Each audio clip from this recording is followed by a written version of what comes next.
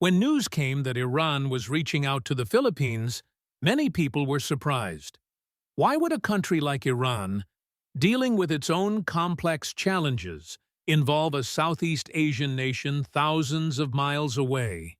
To understand this, we need to look beyond headlines and politics and focus on people, choices, and unexpected connections between nations.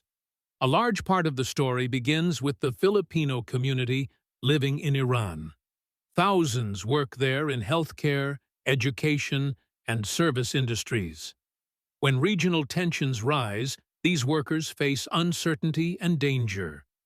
Their homes are far away, but their ties to the Philippines remain strong.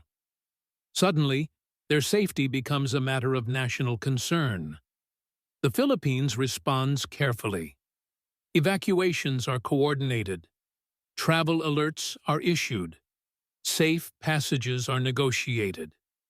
In moments like these, Iran's communication with Manila isn't about alliances or military strategy. It's about human lives. Every decision carries weight. Every action can save someone's future. But there is more to this story.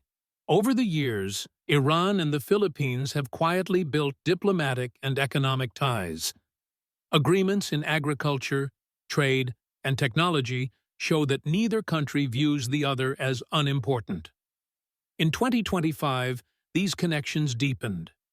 Joint efforts in food security, plant inspections, and trade cooperation revealed a practical understanding. Even distant nations can play meaningful roles in each other's strategies. Iran may focus on its regional ambitions, but it recognizes the value of human, practical partnerships. This situation shows us something important about modern diplomacy. In a world dominated by military headlines and political tensions, influence can come from caring for citizens abroad and responding responsibly. The Philippines' work to protect its overseas workers in Iran is a subtle form of power. Its strength lies not in armies or weapons, but in humanity, organization, and reliability. Human stories make this even more vivid. Nurses, teachers, and engineers living in Iran face daily challenges.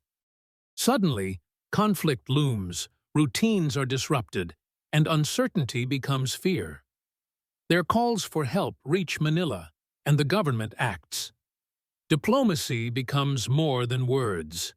It becomes a lifeline. Iran's engagement also shows acknowledgement of the Philippines' growing presence in international affairs. Manila may not have military power to influence Tehran directly, but it demonstrates trustworthiness, efficiency, and the ability to protect citizens. In a world where reputation matters, these qualities are forms of influence that cannot be measured in weapons or armies. The story continues. Regional tensions remain, and countries are constantly reassessing alliances. The Philippines holds a unique role. Influence is not always about size or force, but about how a nation responds when people's lives are at stake. Questions linger. How will Iran and the Philippines deepen their relationship? Could cooperation grow beyond citizen protection into trade or strategic partnerships? What began as a focus on safety may evolve into a foundation of trust that shapes the future of diplomacy.